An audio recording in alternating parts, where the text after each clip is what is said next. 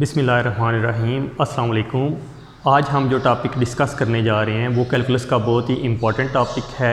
वो टॉपिक है function. Function है क्या असल में? फंक्शंस को यूज़ किया जाता है रियल वर्ल्ड की प्रॉब्लम्स को मैथमेटिक्स में एक्सप्रेस करने के लिए। तो मैथमेटिक्स में हम रियल वर्ल्ड की प्रॉब्लम्स को कैसे एक्सप्रेस कर सकते हैं ये भी हम देखेंगे, लेकिन पहले हम समझते हैं कि फ़ंक्शन है क्या, फ़ंक्शन का मतलब क्या है।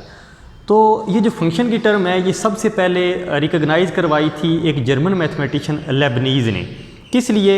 एक क्वांटिटी का दूसरे क्वांटिटी के ऊपर डिपेंडेंस को एक्सप्रेस करने के लिए।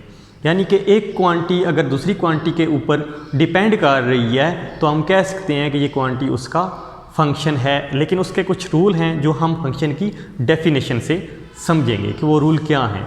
तो एक क्वांटिटी दूसरी क्वांटिटी के ऊपर डिपेंड कैसे करती है ये हम इस एग्जांपल की मदद से समझ सकते हैं। ये एग्जांपल है, ये एक स्क्वायर है हमारे पास जिसकी साइड लेंथ है x। तो स्क्वायर की हर साइड की लेंथ जो है वो इक्वल होती है। तो स्क्वायर का एरिया अगर हम मालूम करना चाहें तो एरिया हम कैसे मालूम कर सकते हैं? उसकी दोनों साइड्स को आपस में मल्टीप्लाई करके या उसकी साइड का स्क्वायर लेके तो हम एरिया फाइंड कर सकते हैं। The area A of a square depends on one of its sides. Area जो है वो साइड के ऊपर डिपेंड करता है। तो इसका फार्मूला हमारे पास बनेगा एरिया का A = x स्क्वायर। तो ये सिंपल सी बात है कि हमें एरिया मालूम करने के लिए साइड की लेंथ मालूम होना ज़रूरी है कि अगर साइड की लेंथ हमें मालूम नहीं होगी तो हम एरिया फाइंड नहीं कर सकते। तो इसका क्या मतलब हुआ कि एरिया जो है वो डिपेंड कर रहा है साइड लेंथ के ऊपर, यानी कि A डिपेंड कर रहा है x के ऊपर। तो अगर हमें x की वैल्यू मालूम हो तो हम एरिया फाइंड कर सकते हैं, A की वैल्यू फाइंड कर सकते हैं। तो हम कह सकते हैं कि एरिया फंक्शन है साइड लेंथ का, यानी कि A फंक्शन है x का। तो अब हम आते हैं इसकी डेफिनेशन की तरफ। तो इसकी सिंपल डेफिनेशन ये हो सकती है, a function is a rule, correspondence or a mapping between two sets in such a way that each element in the first set corresponds to one and only one element in the second set। यानी कि first set का हर element map होना चाहिए दूसरे set के किसी एक element पे, एक से ज़्यादा एलिमेंट पे मैप नहीं होना चाहिए। तो इसको हम इसी एग्जांपल की मदद से देखते हैं जो पहले हमने देखी है एग्जांपल स्क्वायर। जैसे कि हमने देखा कि एरिया जो है वो डिपेंड कर रहा है साइड के ऊपर। तो एरिया किसका फंक्शन हुआ? x का। तो अब आप देखें क्या एक स्क्वायर के दो एरियाज हो सकते हैं? नहीं। जब भी आप x की वैल्यू पुट करेंगे तो आपके पास एक ही आंसर आएगा, एरिया की वैल्यू एक ही आएगी। तो एरिया जो है वो साइड का फंक्शन है। अगर ऐसे हो कि एरिया की दो वैल्यूज़ आएँ एक वैल्यूज़ पुट करने से तो फिर ये फंक्शन नहीं होगा, जो कि पॉसिबल नहीं है, क्योंकि एरिया एक ही होता है, एक साइड लेंथ के लिए दो नहीं आएंगे। तो एरिया x का फंक्शन है। अगर आप x की जगह पे इनपुट देते हैं और आपके पास आउटपुट में दो वैल्यूज़ आ जाती हैं तो वो फंक्शन नहीं होगा। तो अब हम चलते हैं फंक्शन की मैथमेटिकल डेफिनेशन की तरफ। मैथमेटिकल डेफिनेशन क्या हो सकती है इसकी? A function f from a set x to a set y is a rule correspondence mapping that assigns to each element x in x a unique element y in y। Function क्या है? Function दो sets के दरमियान कोई rule है, correspondence है या mapping है जो फर्स्ट सेट के हर एलिमेंट को x small x set x के एलिमेंट को डिनोट कर रहा है और स्मॉल y सेट y के एलिमेंट को डिनोट कर रहा है। तो स्मॉल लेटर हम एलिमेंट को डिनोट करने के लिए यूज़ करते हैं, जबकि कैपिटल लेटर सेट के लिए यूज़ कर रहे हैं। तो फंक्शन क्या करता है? फंक्शन फर्स्ट सेट यानी कि सेट x के हर एलिमेंट को एक यूनिक एलिमेंट असाइन करेगा सेट y में से। ठीक है। तो इसमें सबसे पहला जो पॉइंट है वो है ईच एलिमेंट, यानी कि फर्स्ट सेट का हर एलिमेंट यूज़ होना चाहिए और उसके बदले में सेकंड सेट में से एक से ज़्यादा वैल्यूज़ नहीं आनी चाहिए, एक ही वैल्यू आनी चाहिए जो सेट y में से आएगी, यानी कि दूसरे सेट में से आएगी। The set x is called the domain of f तो जो फर्स्ट सेट होगा यानी कि एक्स सेट, जो फर्स्ट सेट है वो इस फंक्शन की डोमेन कहलाएगा, जबकि उस फर्स्ट सेट के एलिमेंट्स के बदले में जो आंसर आएंगे सेकंड सेट में से, उन एलिमेंट्स को अगर मिला के सेट बनाएं तो वो बनेगा रेंज का सेट। सेट वाई जो है दूसरा सेट, उस सारे को हम रेंज नहीं कह सकते, सिर्फ वो एलिमेंट रेंज में आएंगे जो यूज़ होंगे, जो एक्स के इमेजेस होंगे, जो सेट एक्स के एलिमेंट्स के इमेजेस होंगे वो रेंज होंगे। तो आप देख सकते हैं and the set of corresponding elements, the set of corresponding elements y in y is called range of f, यानी कि वाई सेट के सारे एलिमेंट्स रेंज में नहीं आएंगे, सिर्फ वो एलिमेंट रेंज में शामिल होंगे जो कोरेस्पॉन्ड कर रहे होंगे सेट एक्स के एलिमेंट्स को। तो इनको हम एग्जांपल्स की मदद से समझने की कोशिश करते हैं इस डेफिनेशन को। तो सबसे पहले ये दो सेट्स हैं, ये मैपिंग है एक्स से वाई की तरफ, तो हम चेक करते हैं क्या ये फंक्शन है या नहीं। तो सबसे पहला जो पॉइंट इसमें हमने देखा है वो है that assigns to each element x in x, यानी कि सेट एक्स यानी कि फर्स्ट सेट का हर एलिमेंट यूज़ होना चाहिए। तो इसमें हम देखते हैं क्या इस सेट का हर एलिमेंट यूज़ हो रहा है, नहीं। ये देखें 3 जो है वो यूज़ नहीं हो रहा, तो ये फंक्शन की डेफिनेशन के पहले पॉइंट पर ही पूरा नहीं उतर रहा, तो इसलिए ये फंक्शन नहीं होगा। अब इसको देखते हैं, इसके एक्स सेट के तो सारे एलिमेंट यूज़ हो रहे हैं, ये पॉइंट तो क्लियर है। अब दूसरा पॉइंट क्या है, a unique element y in y, यानी कि एक्स के हर एलिमेंट के बदले वाई सेट में से एक एलिमेंट आना चाहिए, एक से ज़्यादा नहीं आना चाहिए। तो हम देखते हैं 1 मैप कर रहा है 4 के ऊपर, इसका आंसर तो यूनिक है, एक ही एलिमेंट है। 2 मैप कर रहा है 5 के ऊपर भी, और 2 मैप कर रहा है 6 के ऊपर भी। तो जब हम 2 इनपुट के तौर पे पुट करते हैं फंक्शन में, तो उसके बदले में हमारे पास 2 वैल्यूज़ आ जाएंगी 5 एंड 6।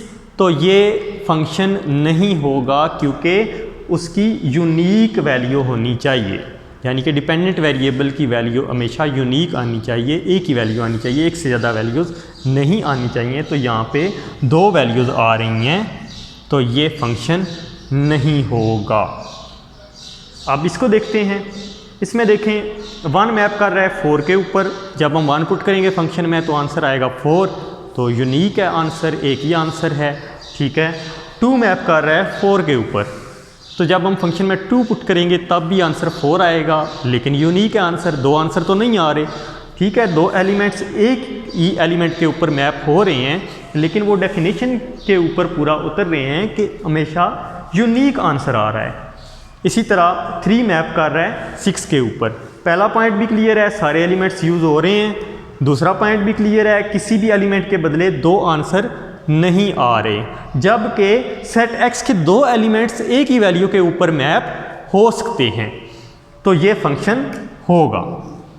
अब इसको देखते हैं, इसमें देखें 1 मैप कर रहा है 4 के ऊपर, 2 मैप कर रहा है 5 के ऊपर एंड 3 मैप कर रहा है 6 के ऊपर।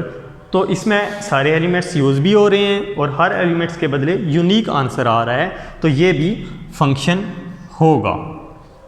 अब हम आगे देखते हैं डोमेन एंड रेंज।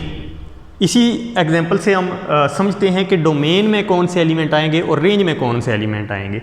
अब देखें इसमें क्या लिखा हुआ है डेफिनेशन में, the set x is called the domain of f, यानी कि जो फर्स्ट सेट होगा, यानी कि जो एलिमेंट हम पुट कर रहे हैं या इंडिपेंडेंट वेरिएबल्स की जो वैल्यू होंगी वो सारी की सारी डोमेन कहलाएंगी।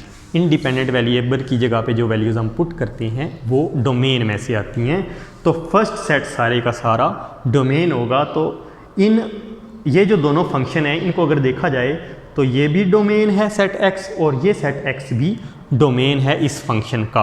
अब बात हो रही है रेंज की, तो रेंज में हमने देखा है कि वो कोरेस्पॉन्डिंग एलिमेंट्स का सेट होगा सिर्फ, ठीक है। जो एलिमेंट्स यूज़ हो रहे हैं, जो एलिमेंट यूज़ नहीं हो रहा वो रेंज में नहीं आएगा। तो इस फंक्शन को अगर हम देखें तो इसके रेंज में सिर्फ ये 2 एलिमेंट आएंगे, 4 एंड 6, तीनों एलिमेंट नहीं आएंगे क्योंकि 5 जो है वो करस्पॉन्ड नहीं कर रहा किसी भी एलिमेंट को, वो यूज़ नहीं हो रहा। तो इसकी रेंज होगी, इसकी रेंज का सेट होगा 4 एंड 6।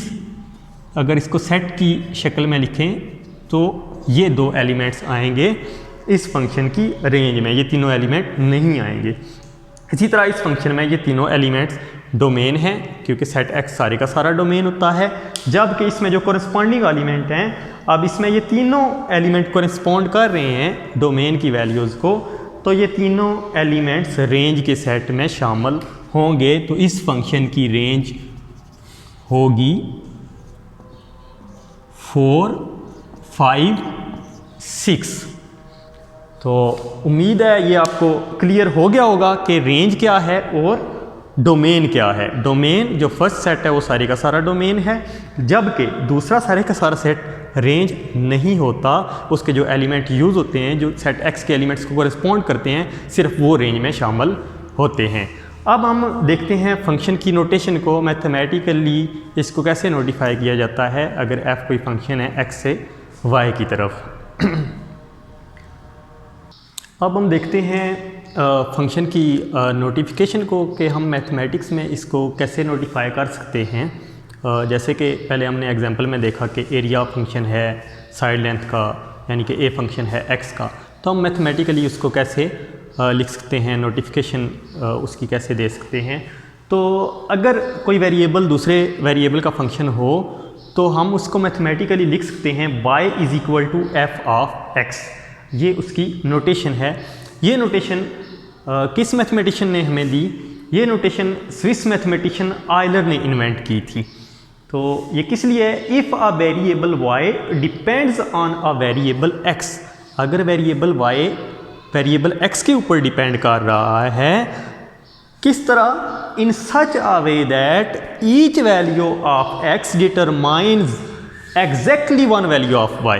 यानी कि वही फंक्शन की डेफिनेशन के फर्स्ट सेट के हर एलिमेंट के बदले सेकंड सेट में से यूनिक आंसर आना चाहिए। यानी कि जो वेरिएबल डिपेंड कर रहा है उसका हमेशा आंसर यूनिक आना चाहिए। यानी कि जब भी हम इंडिपेंडेंट वेरिएबल की वैल्यू पुट करेंगे, ईच एलिमेंट ऑफ x, जब भी हम इंडिपेंडेंट की वैल्यू पुट करेंगे तो डिपेंडेंट वेरिएबल का आंसर यूनिक आना चाहिए। तो हम कह सकते हैं y is a function of x, y x का फंक्शन है। तो स्विस मैथमेटिशियन आयलर ने ये एक सिंबलिक वे इन्वेंट किया था इस स्टेटमेंट को डिनोट करने के लिए। y is a function of x को हम लिख सकते हैं y is equal to f of x। इस तरह इसको लिखेंगे और हम इसको पढ़ेंगे y is equal to f of x, यानी कि y फंक्शन है x का। इसी तरह जो हमने जो एरिया वाली एग्जांपल देखी उसमें क्या था? a is equal to x square. तो हमें पता है a किसका फंक्शन है? x का। तो हम कह सकते हैं a is equal to f of x, यानी कि a किसका फंक्शन है? x का फंक्शन है।